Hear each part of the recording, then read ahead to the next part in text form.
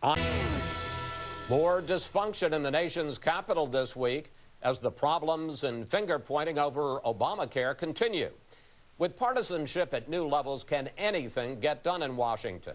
Earlier, I talked with former Alaska Governor Sarah Palin, who's written a new book, Good Tidings and Great Joy, Protecting the Heart of Christmas. Governor Palin, welcome back to Fox News Sunday. It's an honor to be with you, Chris. Thanks. When you look at all the troubles with Obamacare, all the problems with the website, the millions of cancellations, a lot of other things, what's your takeaway in a macro sense? What's the problem? Well, certainly the rollout itself and a malfunctioning website isn't the problem. Obamacare itself is the problem. You know, a road towards socialized medicine that's unaffordable and unasked for, unpopular, it's not workable. That's the problem. People want Obamacare scrapped. I think at this point, Chris, we don't even care if the website gets up and running. It's just going to prove to be an invitation to find out more problems as to Obamacare as a whole. You know, the president came into office, and I want to talk about this big picture, vowing to transform America with big government solutions like Obamacare, like cap and trade. Do you think all the debacle, and Kathleen Sebelius called it that, the debacle with Obamacare is a tipping point for that approach to government?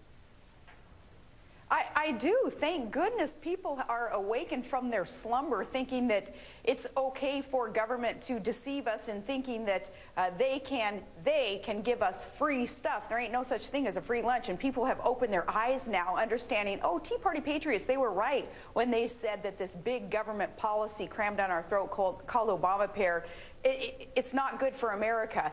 And people have awakened and realized that Tea Party was right then. They may be right on a couple of other issues too. So yeah, it's a tipping point. People are awake now. But Governor, on the other hand, Obamacare does, and there's nobody really questioning this, it is going to extend coverage to 30 million Americans who are now uninsured. According to the nonpartisan Congressional Budget Office, the last comprehensive Republican approach would only cover 3 million. I mean, isn't that a problem? Don't you guys have to come up with a better answer? I am one to question it. I am one to question those numbers, that 30 million more people will receive health care coverage under Obamacare. I question it. One, I don't believe a doggone thing coming out of Washington, D.C. anymore. And isn't that a sad state of affairs where a normal American has to be so cynical of what government and government reports are telling us, even if it is a nonpartisan report? Chris, no. Once that employer mandate kicks in after the new year begins, next year, employer mandate, that's going to kick more and more people off private sector health care coverage that they had, at least up till now, been able to enjoy and been able to afford. There will be fewer people being covered under a sensible doctor-patient relationship-centered health care program under Obamacare than what we see today. I guarantee you that. Let me switch subjects on you. You talk about dysfunction in Washington. Senate Democrats this week changed the rules so that to confirm a presidential nominee, except for the Supreme Court, it will now take a simple majority of 51 votes instead of a supermajority of 60 votes. It turns out that 79 Obama nominees have faced at least one vote to end debate, have faced the possibility of a filibuster. 79, more than double the 38 Bush nominees during his 8 full years in office. Question, doesn't any president, Republican or Democrat, have the right to be able to name his team unless a nominee is just wildly outside the mainstream? Well, there are a lot of wildly outside the mainstream nominees and pals of Barack Obama that he wants to see help him usher in an agenda to transform America. So that's one thing that Congress has done right, and that is oppose some of these nominees. As for this rule change that some people are calling a nuclear option under Senate rules, you know, I guarantee this week, Thanksgiving dinner, people sitting around their tables, we're not going to be talking about the president blessing this thwarting of a balance of power in Congress with new Senate rules called the nuclear option. People are going to be talking about our failed big government policies that will bankrupt this country. So this distraction, this new talking point in the media and with Congress, with senators and with the president blessing this action it's a distraction, and it's a lot of double standard and Democrat hypocrisy, because just a few years ago they were so anti-nuclear option. They were against any thought of Republicans ever considering changing these rules, and yet now, it's the greatest thing since sliced bread. So American people, they don't care about distractions like that. They're not in that inside baseball Senate rules stuff. They want government to be back on our side. They want it to get out of our lives. And in order to do that, we need those who will not fundamentally transform America, but will fundamentally restore what's right about America. We do that by having good judicial nominees and nominees in these regulatory agencies and elsewhere. So this new rule change, it stinks. All right. Let me ask you about something that when we told people that you were going to be on the show, a lot of us wanted to ask you about. It isn't pleasant, but you know where I'm headed. Martin Bashir, the MSNBC anchor, has had some ugly things to say about you. A couple of weeks ago, you made, frankly, I think fairly unobjectionable remarks, saying that comparing our debt to slavery and saying that eventually we're going to be beholden to our foreign masters. Mr. Bashir took great exception to that. He called you a, quote, world-class idiot, his words. And then he talked about a slave owner named Thistlewood who used to punish his slaves by having someone defecate, it's unbelievable, defecate in their mouths. And then he said this. When Mrs. Palin invokes slavery, she doesn't just prove her rank ignorance. She confirms that if anyone truly qualified for a dose of discipline from Thomas Thistlewood, then she would be the outstanding candidate. Governor, your reaction. That's funny, because Bashir has invoked the analogy of slavery also. The definition of slavery is to be beholden to a master, and we will be beholden when that note is due, when we have taken from our children and our grandchildren and borrowed from China and other foreign countries in order to pay for our wants today. So we will be beholden to another master at some point here when that note's due.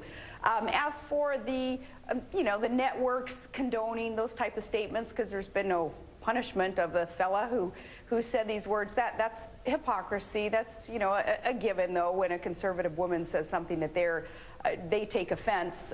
They usually just kind of poo-poo it, laugh it off. It's no big deal. But as for personally taking shots like that, Chris, everybody in life takes shots. You have a decision to make when you take a shot. Are you going to become bitter or better? In a case like this, I don't have to accept his words, his vile, evil comments, so they don't have to affect me. I move on, and I charge forth. However, if Mr. Bashir or anybody else in this media elite bubble that they put themselves in were to attack someone who is defenseless, like a vulnerable child who does not have that podium, that microphone that God has blessed me to be able to express my opinion, if they don't have that type of platform to defend themselves, well, if you want to see a mama grizzly get riled up and slap that person down, then you come after a vulnerable child. In this case, he didn't come after a vulnerable child. I can defend myself, and, I can take it. A few days later, Bashir offered his apology. Here that is. I made some comments which were deeply offensive and directed at Governor Sarah Palin. I wanted to take this opportunity to say sorry to Mrs. Palin. My words were wholly unacceptable. First, do you accept his apology? And secondly, I want to go back to something you brought up. NBC, for instance, put Alec Baldwin off the air for a homophobic slur. They have taken no public action for what Bashir said about you. Well, that's the executive hypocrisy that is so prevalent in that media elite bubble, where it depends on the target of the vile rants. It doesn't depend on what the rant itself actually is. And conservative women are a target of them. Now, as for the apologies, well, obviously, who am I to not accept an apology? Everyone must humble themselves and accept that offer to of apology. But as for the apologies too, next time that they want to say such a thing and then get the attention that they were seeking after they've said it, and then they want to call and apologize to me in private, I'd like them to go through, say, Todd first, or one of my children first. Leave the message with them. Hear what they have to say about it, and then they can come to me. Finally, on a happier note, you have a new book out. It's called Good Tidings and Great Joy, Protecting the Heart of Christmas. Governor, you say there is a link between faith and freedom. Explain what you mean.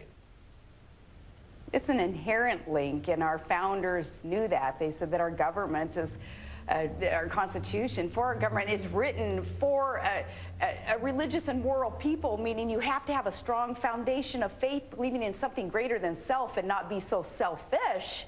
Otherwise, our Constitution isn't going to do any good. There's no need to follow a Constitution or a rule of law if you don't have that foundation. So it's very, very important that we protect the heart of Christmas, which then will protect the heart of America. And it's been a wonderful book tour, 21 cities thus far. And it is all about good tidings and great joy and amazing, amazing, inspiring, energetic people whom we've met along the trail. Love them, and it's a good book. And finally, what's wrong with the idea of a business or a government at some level, in an effort to be inclusive to people of all faiths, saying Happy Holidays instead of Merry Christmas? Well, there's not a doggone thing wrong with saying Happy Holidays, just like I say before Christmas, Happy Hanukkah. After Christmas, you can say Happy Kwanzaa. But as for Christmas itself, Jesus is the reason for the season, and Christ is the foundation of Christmas. So to have a double standard try to be applied to say, well, you just can't say Merry Christmas or invoke God or Bethlehem or an angel, when anything spiritual when it comes to actually that day, December 25th, Christmas. Otherwise, somebody may take offense. It's a double standard, more hypocrisy, more nonsense. And I'm just saying, no, we're going to protect the heart of Christmas because Christ is what it's all about. Governor Palin, happy Thanksgiving and Merry Christmas to you and to all of the Palin family this year. Thank you so much. To you also. And you can go to our Facebook page for more on today's interview and Governor Palin's new book. Up next,